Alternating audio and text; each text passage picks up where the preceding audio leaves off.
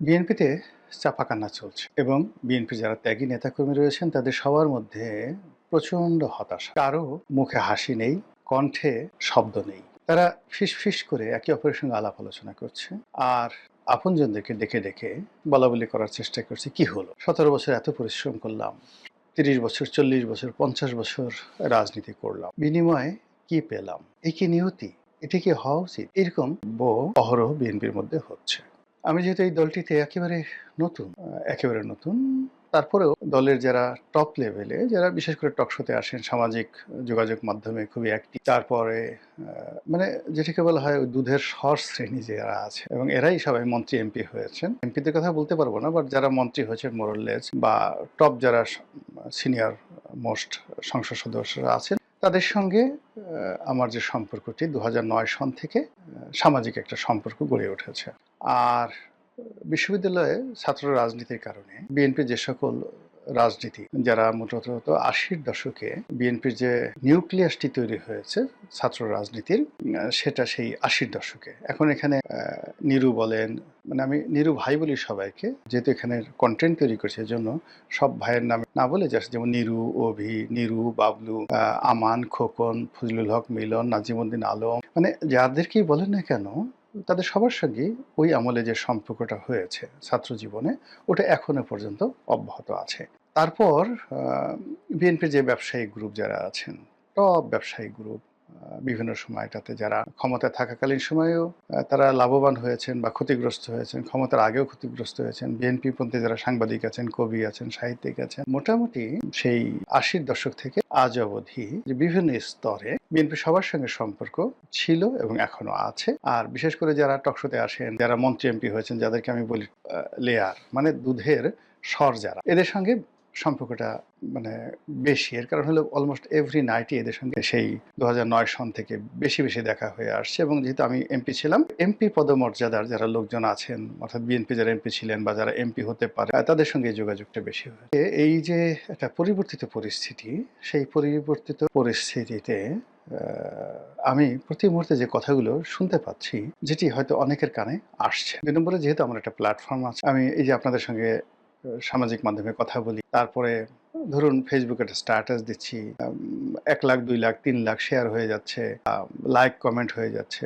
একটা Facebook post কখনো কখনো এই ২ কোটি, ২.৫ কোটি বার দেখা হয়ে যাচ্ছে। তো যার কারণে হয় কি, মানুষজন বলে, অনেক বড় বড় মিডিয়া হাউস বলেন, অনেক বড় বড় সাংবাদিক বলেন, তারাও দেখা গেল যে একটু বলে যে ঠিক আছে, রনি সাহেবকে যদি কথাটা বলি আর সে যদি তার সোশ্যাল মিডিয়াতে এই কথাগুলো তুলে ধরে, তাহলে তাদের জন্য ভালো হবে। বিকজ দেখা গেল যে আপনি প্রথম আলোর কথাই চিন্তা করেন, প্রথম আলোর সার্কুলেশন, আমি সবচেয়ে বাংলাদেশের মানে যাকে বলা হয় এই গত কয়েক বছরে একেবারে টপ চার্টে যে পত্রিকাগুলো ছিল, তার মধ্যে বাংলাদেশ প্রতিদিন ১ নম্বর। বাংলাদেশ প্রতিদিনে সেই আমি ২০০৯ সন থেকে লিখছি। তারপরে এখন কালের কণ্ঠে লিখছি, প্রতি বুধবারে লিখছি কালের কণ্ঠ। এখন সার্কুলেশনের দিক থেকে বাংলাদেশ প্রতিদিনের পরে প্রথম আলোর পরে যে মানে পত্রিকাগুলো আছে, এগুলো মোটামুটি একই আছে, যেমন যুগান্তর, কালের কণ্ঠ, সমকাল, তাদের ৫,০০০ ১০,০০০ ডিফারেন্স। তো সেই কিন্তু ইনফ্লুয়েন্সের দিক থেকে কালের কণ্ঠর ইনফ্লুয়েন্স বেশি। কালের কণ্ঠের নিউজের কারণে সেই গত কয়েক বছরে সারা বাংলাদেশে অনেক তোলপাড় হয়েছে। বেনজির সাহেবের চাকরি গেল, তারপর শেষে এই যে রাষ্ট্রপতিকে নিয়ে যে সাক্ষাৎকার দেওয়া হলো, মানে বাংলাদেশের গত ১০ বছরে কালের কণ্ঠের রিপোর্টের কারণে যত তোলপাড় হয়েছে, এত তোলপাড় প্রথম আলোর রিপোর্টও হয়। তো সেই কালের কণ্ঠে আমি প্রতি বুধবারে লিখি, কিন্তু কতজন মানুষের কালের কণ্ঠে যতজন মানুষ পড়ে, তার চেয়ে ওই লেখা যখন আমি আমার পেজে দেই, ফেসবুক পেজে দেই, তখন বেশি মানুষ পড়ে। এই জন্য হয় কি, আমাদের বিভিন্ন স্তরের মানুষ, এমনকি যে একেবারে সাধারণ মানুষ, হয়তো কেউ আমার এই কন্টেন্ট দেখেন দিনাজপুর থেকে, তিনি তার একটা মনের কথা বলতে চান, তার কথাটা তুলে ধরতে চান। তো একইভাবে বিএনপির লোক, আওয়ামী লীগের লোক, জামাতের লোক, সবাই বলেন।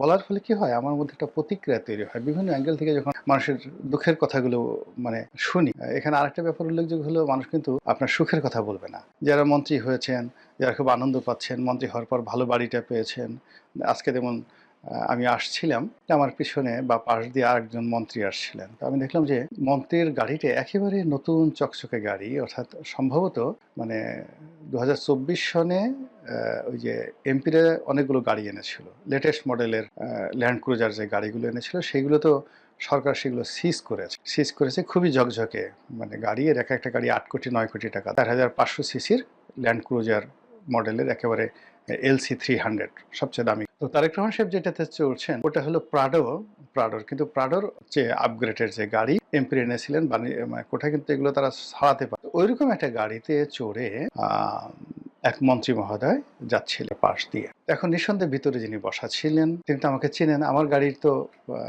গ্লাস মানে যাকে বলা হয় একেবারে আমাকে দেখা যায়, মানে আমি কখনো রঙিন গ্লাস নিয়ে বা কোনো টিন্টেড গ্লাসের গাড়িতে চড়ি না। আমার গাড়িতে